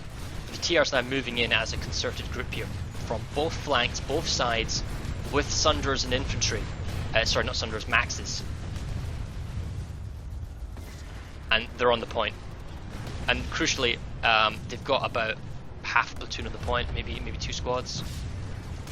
This is going to be very difficult for the Venu to take off them. I mean, I think. Yeah, actually, the TR outpopped the Vanu here 2-1. Yeah, because this is the catch. The Venu, Ceres has tried to capture Wokoc and Ecological Preserve and Shipping Dock, which means their forces are out of position. But they weren't able to flip the point on Ecological Preserve, meaning that the tier that stayed at Wokoc Amp as a sort of mini race have got the cap point. If you're Venu now, you have to just do a come all, get your ass back to the spawn room at Wokoc. It's critical. You got to get everyone back, and then you have to push. And the problem is, there's no Venu on the outside line now. There's only a couple of people in Magrider, so your air can come in and harass. Like if I'm TR Air, I wouldn't be flying over Ecological Preserve or Wokoc Shipping Dock. It's absolutely pointless. Bring everything that you've got now to the spawn room. You got to bring it to Wokoc Amp, and then just pound them as they try and get into the cap point. Exactly, and that way you force them through the tunnels, and if they go through the tunnels, there's only one way to get in. It's an easy choke point to seize and control. Right, they got control of the vehicle terminals now as well, so now the TR is beginning to spawn their own set of Sunders and vehicles to take out, and it doesn't look like there's many Venu vehicles left over now, maybe 1 or 2 Mag Riders. I can see a bunch of Venu vehicles coming in from the west side of the base. No, sorry, the east side of the base. TR reinforcements are actually coming in from the east side now. Wow, and TR have like 5 Sunders inside the vehicle bay, 1 with radar, so they know everything that's going on. Yeah. And they've got the guns manned on the Sunders as well. Oh, the shields are back up. Interesting, but but it doesn't matter. There's so many YOLO gate diffusers. Wow, it's like there's so many gate diffusing Sunders, they can't all get in. And in fact, it's even if you have 1 gate diffusing Sunder, you actually just park it halfway in the shield, and you can just jump in the Sunder and then jump out the Sunder, and then you're inside. So I mean, okay, so now they're the Venu are back, and it looks like they're taking the tunnels. I'm gonna have to charge it to get inside the shield. Okay, alright, so observer cam hacks. Interesting, my observer camera's been repaired by a Sunder. But, right, so they're coming down from what looks on the minimap, the tunnels, or they're surrounding the base. There's lots of Venu Maxes I can see on the minimap as we're looking here. It looks like they're to the rear. No, we'll have a look. Where are all the Venu? Here we go. They're coming in from the SCU area now. Yeah, pops even now. All the bottom have committed to Wokoc. Yep. There's a lot of vehicles in the way, and I mean, there's a lot of vehicles, and that SCU generator is only a movement shield. It prevents TR from coming in. It will not stop enemy fire. There's lots of Furies and Bulldogs just coming down here. Oh, and there's more Sunders going up TR. And the problem is, all the Venu are attacking from one location. It's not even stopping grenades. Oof, that looked painful. All the Venu are coming in from one direction. Huge max crash push, but the problem is with the max crash, you gotta go. You don't just stop and then try and, dilly-dally around. I mean, they could be trying to AV their way up. I mean, that might be one way of doing it, I guess. Well, the Sunders actually are going down 1 by 1, but it's just constant. Systematic, I guess. Lots of smoke, lots of explosives, lots of flyer. I mean, it's a stunning end, put it that way. The question is, how many TR are actually left on the cap point, because the Venu are now pushing round to the staircase. TR and the Sunders are actually trying to run over the Venu, block the staircase, anything to stop them from getting up. Oh, there's so much explosives going on.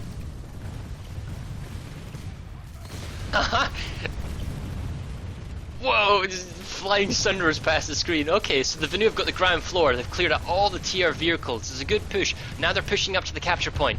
They're flipping around the corner.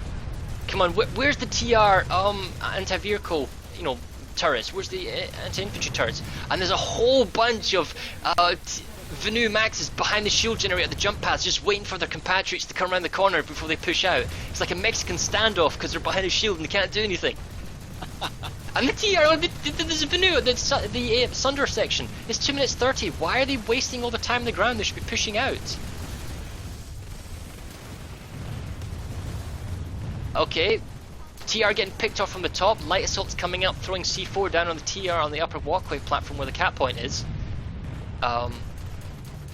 Again, more smoke. I don't know if the Venu's going to push out now. Both shield generators are actually repaired for the Venu, although one of them is charged and 1 minute 20 to go. There's no reinforcements for TR now in the cap point. TR still got the point, 2 minutes, but it's looking incredibly sketchy. There's so many Vanu on the ground floor. I don't understand why they just don't push. They can't be attacked by any vehicles. Just go! God, it's aggravating me. Okay, I mean, there's so few TR now left in top point, and the light assaults are just jumping up from behind them, C4ing them from behind, grenades, picking them off. Oh wow, it's a massacre.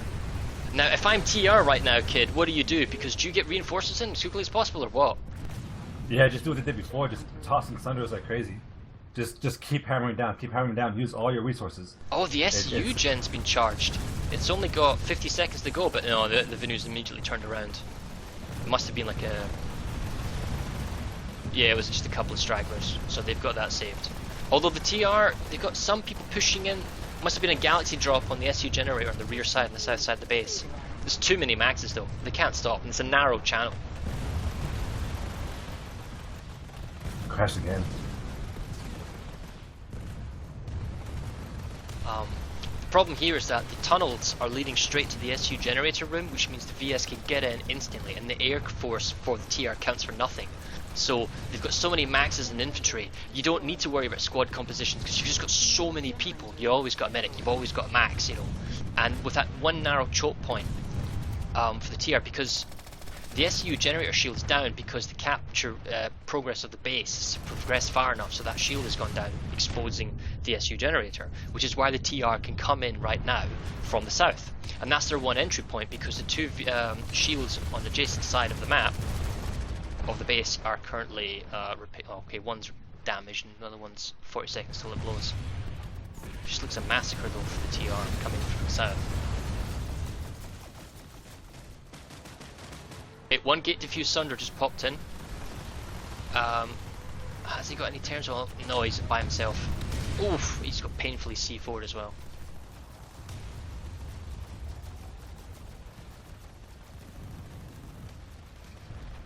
Okay, well, it was a good save by the Vanu, and I suppose in this scenario they're playing for that don't lose scenario, but we still have 40 minutes, guys, so anything could happen. The TR could mount another push, but it's really up to whether or not the Vanu Wocock decide to push out, because this is just like any alert on the live servers. There's so many people, actually making a proper pushing is going to be difficult.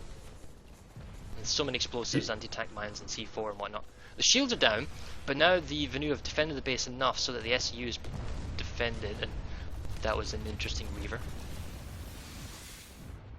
Yeah, and then pops are exactly even here, so it should get pretty interesting really soon. Especially once those gens go down, those shields go down, which it just did actually. Yep, and all of the Vanu are concentrated between the SU generator and A point. Absolutely everything. Okay, the shields are down, which means TR Air with some mosquitoes can actually fire in now to the cap point. It needs to be accurate fire, but if they're good enough pilots, they can pick it off. The problem is they're gonna need some decent TR infantry here. They need Sunders deployed in the adjacent area, which I can see they've got on the west side. They've got a bunch of Sunders deployed. The problem is that the reinforcement time, that is the time from your spawn location to the critical point, i.e. the cap point, is considerably longer than the Vanu spawn building and the underground tunnels. And if they're not harassed, then they can run even quicker, just straight through from the spawn. Yeah, that's the one thing that I think makes amp stations really, really tough to hold. Because as you saw, even though TR had like a vehicle bay full of Sunders, they had the cap point full of mixed units, they were still not able to hold. Just because of like what you said, the reinforcement time is so much in the favor of VS here. Now the thing is, the TR, when they attacked this base, they pushed all their numbers on the A point. I think, personally, they should have kept at least 5 or 6 guys on the shield generators, because the reason why the Vanu got an advantage here is that they were able to kill off or anyone who's defending the shield gens and repair them. And as soon as the shields went back up, the TR's trapped. And unless they have like the Sunder owner staying in the vehicle so they can squad spawn back in their Sunders, which is quite complicated in the 48 on 48, it immediately started working in the Vanu's favor. And there's actually a pretty decent sized fight on the western gen. It looks like the TR took your advice to heart though, because they're actually defending it this time. It was like a small push in the cap point, and they did have A for a short period of time. They've smoked the Western Gen, as you said. The Venu are on the upper wall section shooting down, but there's a couple of TRs moving along the wall, going to pick them off. And this is the problem with these underground tunnels. It's really tough to defend them. I mean, you can tracer dart them and you can know when incoming enemies are going to happen, but it's... And they're using the tunnels right now, but it's really hard to, like, you know, bottle it up or C4 a miner or whatnot without keeping people there the entire time. And it just takes a few seconds for a guy to come out the spawn room and then use the underground tunnels and get to the shield repair generators quickly.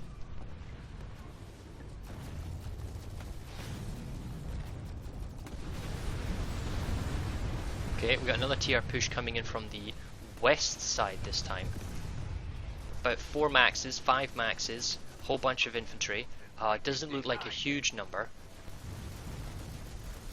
Yeah, but the VS on point are slowly getting whittled down, and the TR are pushing from both sides, so it's a two-pronged attack with maxes. That is true. They're gonna take the cap point here in a few seconds. If we have a quick peek at the other bases, the Venu actually took Wocock shipping, which is interesting because they've now got the point, or they don't yet. The critical thing is and they didn't. Oh, because I was going to say, TR are now firmly back in control of the cap point, so the VS are going to have to come here and dominate. The important thing is the Venu should have stayed here for the cap to go through, because what they were actually probably doing, if you look at the numbers, they were probably going to go for Wocock Ecological Preserve. So if they had managed to fully secure the space, which is only about 10-15 seconds away, they could have put their guys onto the Ecological Preserve and then flipped that point, and then all the TR here fighting at Wocock Amp Station would have been just totally offset. You know, they couldn't do anything. But that's not the case. So now the TR is back in control again. Shield gens are down. And to be honest, I just think that the VS don't have that level of flexibility. Yeah. But I'm looking at the minimap, and I can see that the VS... Oh wait, no.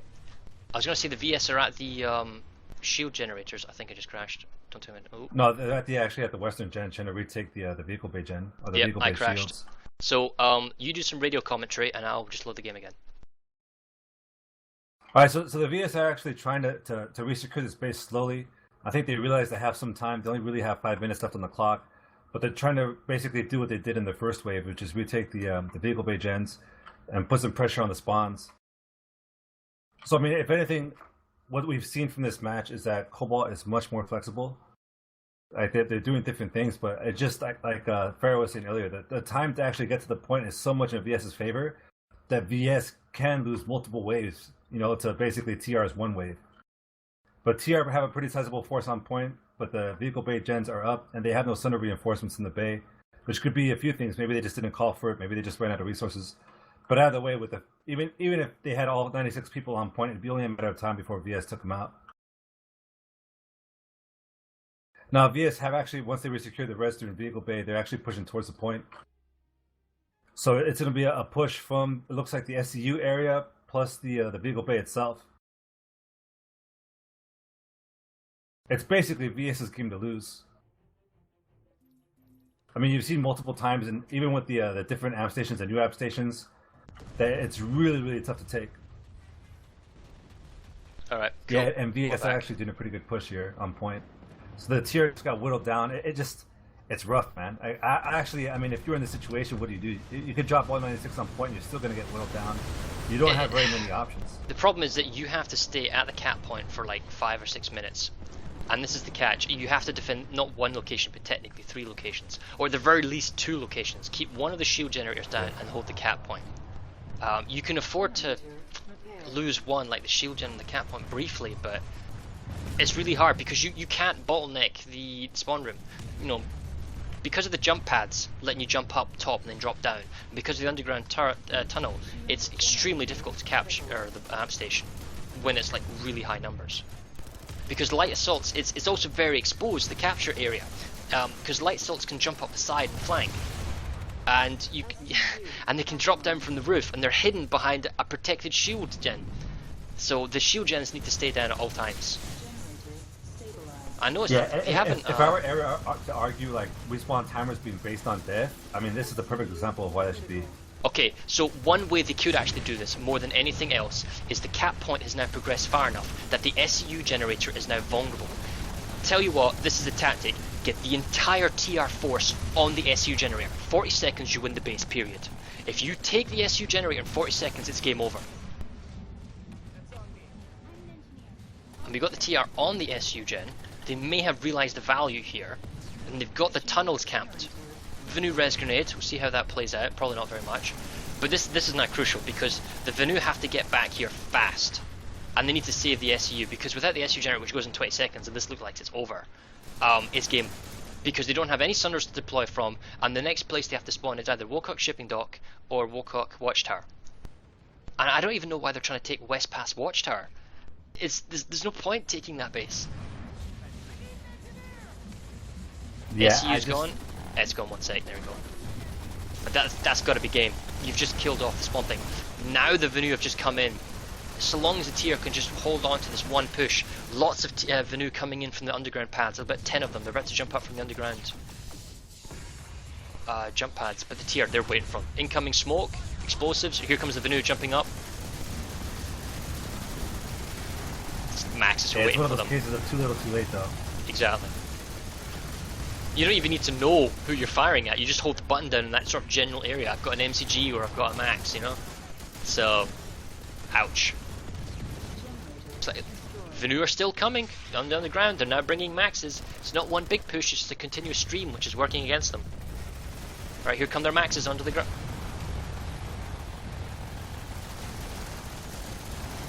Oof, no, destroyed. There's that saying, like shooting fish in a barrel, man. Exactly, and the problem is the TR, they have enough people hanging alive and they can fall back. The VS, when they're in here, they got nowhere to fall back to. TR, they can fall back. If I was a medic, I would fall back, let the other guys fight, and just throw in a res grenade to res up all my guys. VS can't do that. Yeah. You know, the only time Cobalt had problems was when they didn't actually have air superiority and they were initially attacking Wocock. And you could tell how much having the air control matters. Right, you know, as soon as when they didn't have it, they had a lot of difficulty getting into the base. Right, so I think we're about to have a Cobalt win here. Yeah, 40 seconds. 40 seconds.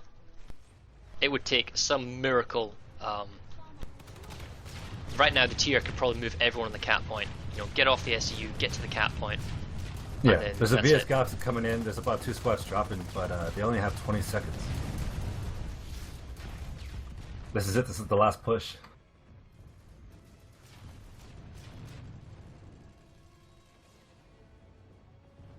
It's like the Charge of the Life Brigade here. What direction are they coming in from? The south. They went through the SU. Ah.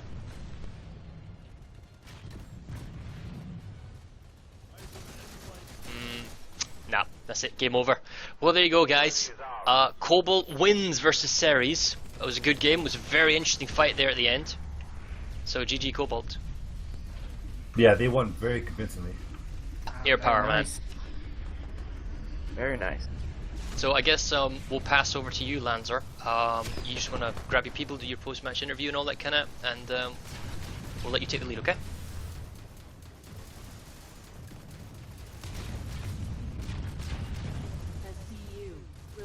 So I guess while Lanzer's getting that sorted out, kid, do you have any thoughts for like future server smashes? Would you just say bring lots of air, or is there anything else you can pull out of that? Like from what we've seen today. Well, I was thinking, because we were talking initially about how would you organize this, right? You're a platoon leader, you're playing with people that you know in the community, but you don't know exactly. It's not like you running in the elite, right? You don't know exactly what's going on, but every outfit has their strengths. So if I were PL, you play each outfit to its strengths. You say, okay, this outfit do this outfit do that. But in this case, I mean, there was just nothing that Ceres could have done. Cobalt just established the early air domination, and it happened really fast. Hold on just a second. Is Lanzer on all call? Same people who did the interviews, please go back up to the interview channel. Thank you. Alright. You're synced? No, I think the question is you play each outfit to its strengths, and so when you get into this thing, you have to make sure you have at least 2 or 3 outfits that are air dominant outfits. You just have to. I mean, people say air is overpowered, but really counter to air is air. I mean, we all know this. Now, it's a different thing from knowing it and another thing to practice it, right? To do it. Right.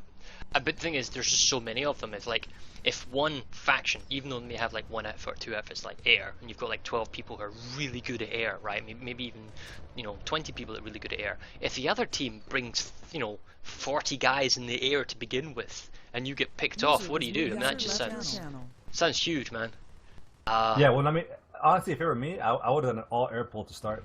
Everybody in the air, because it's so vital that you capture air. I mean, like you said, if you're bad in the air, just use air-to-air missiles. All the weak pilots use air-to-air missiles. Everybody else use what they're comfortable with. Right. But you basically do an all-air pool. I mean, a lot of the Nook strats for the Nexus, even though we never actually got to play it out, was basically all-air pools to establish the early dominance. It's basically like dominoes, right? You click the first domino and the rest fall. But if you can't hit that first domino, then nothing's going to happen for you. Right, so today we saw fighting at Cobalt Communications, a little bit of Scarfield Linkrite. There's some violent fighting over West Pass Watchtower.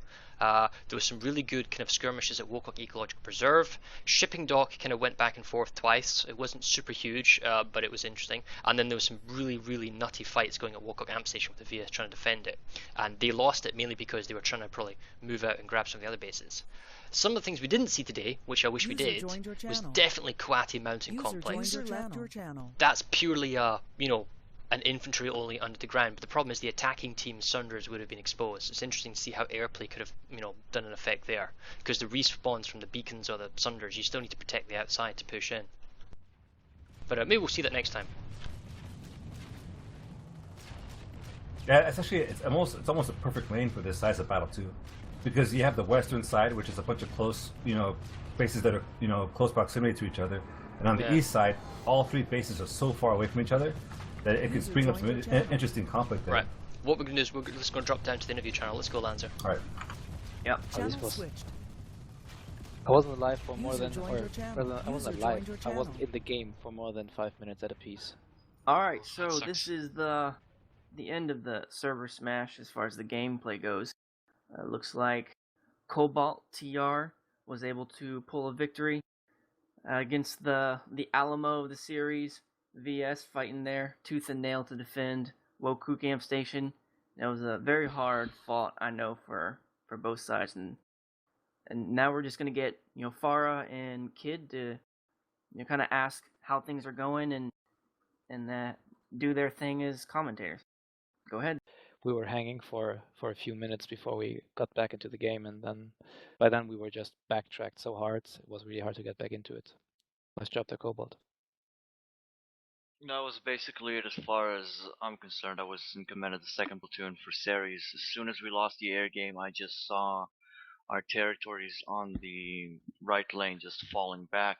I figured we might be able to get West Pass Watchtower away from you Cobalt guys, but we just couldn't do it in time.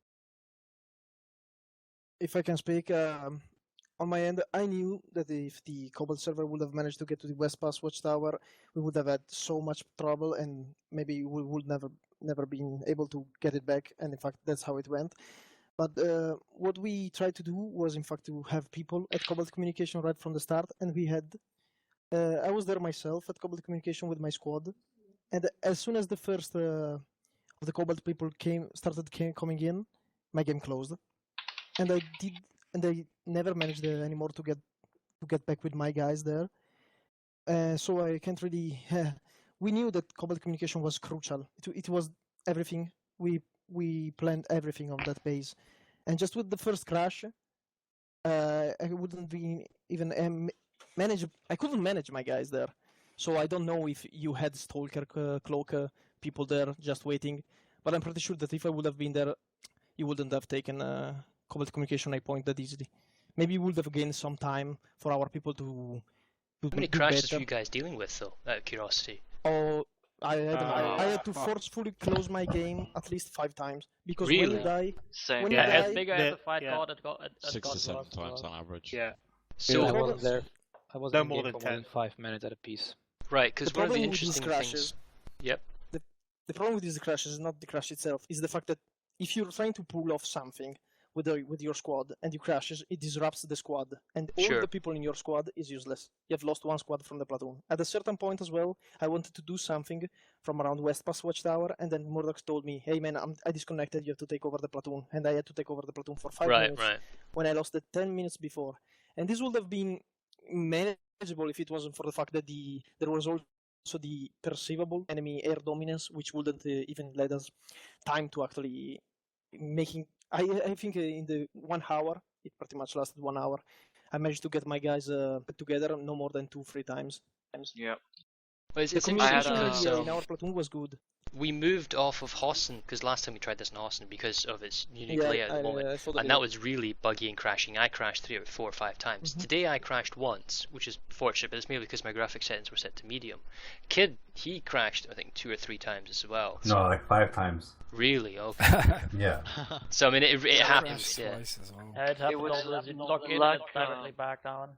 Anyway, the crashes didn't kill the fight. They killed the possibility for a comeback because you couldn't start making things get done. Speaking of the comeback, you nearly had it. I mean, at one point, when you made the initial pushback and you took back the amp station, this is the VS, we're talking about Ceres, you started getting Wokok shipping dock and it flipped. And all you need to do, you're really close to, I think, to getting Wokok ecological preserve, and if you, the thing is, you Yeah, in left fact- the amp In station. fact, I had a beacon there.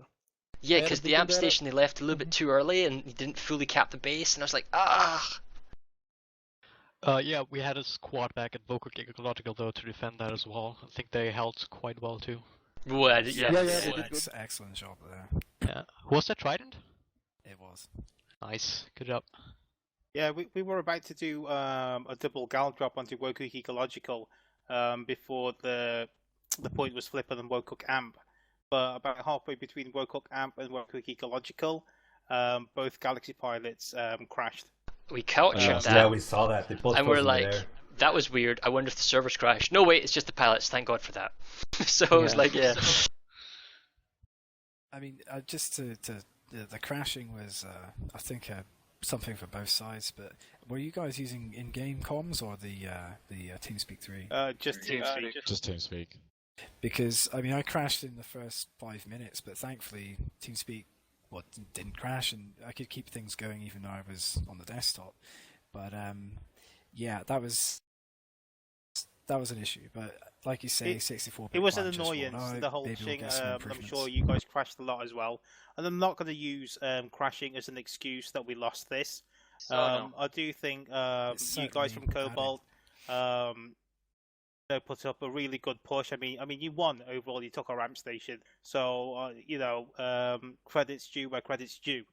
I think where we kind of cocked up was we had so many guys diverted to Cobalt Communications that none of those guys fell back to West Pass Watchtower to hold that. Same with Scarfield Reliquary. We were at Shrouded Skyway with 2 squads when we should have been straight back at Scarfield Reliquary.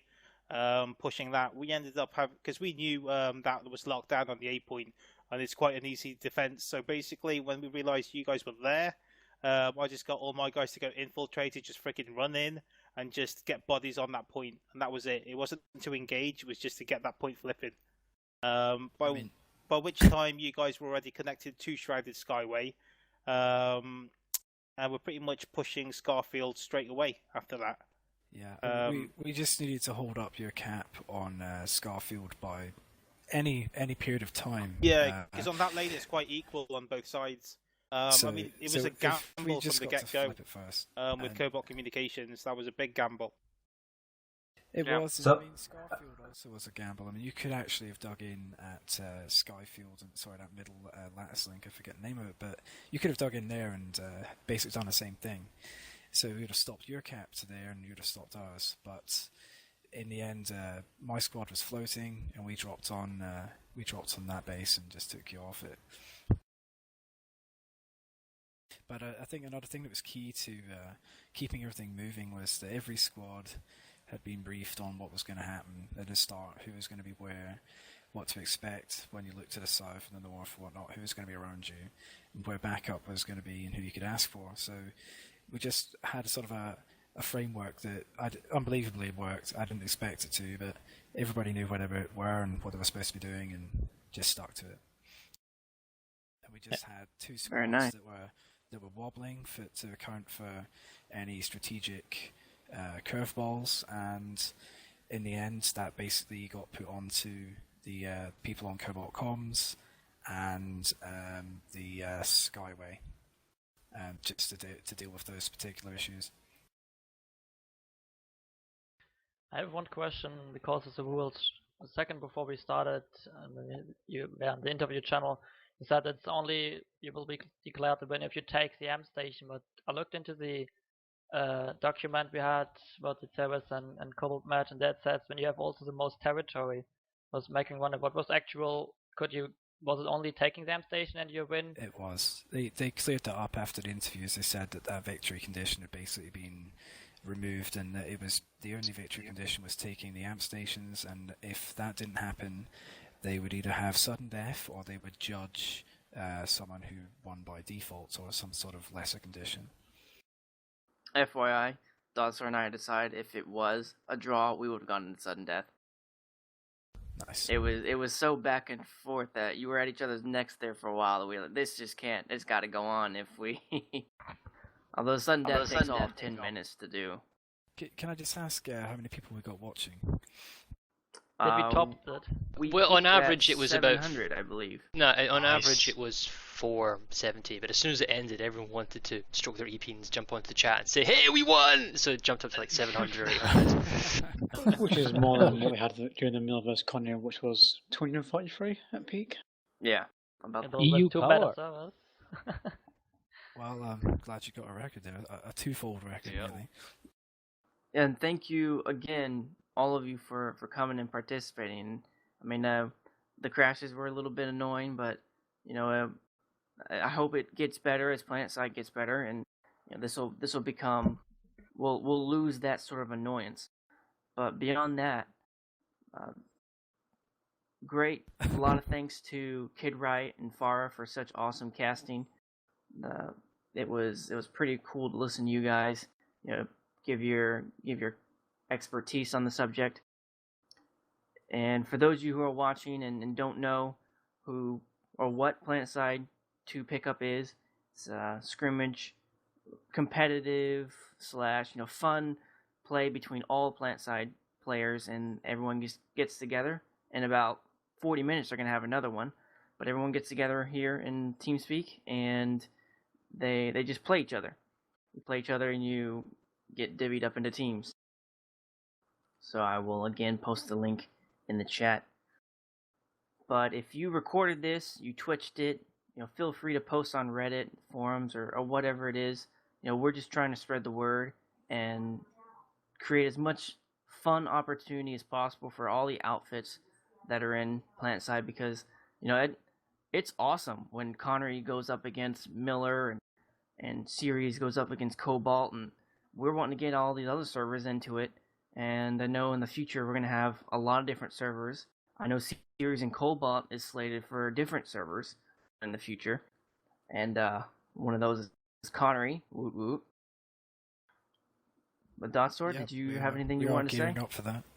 Yeah, basically, the guys present. Basically, if you look in the channel at the top, you'll see a channel called ServerSmash dates.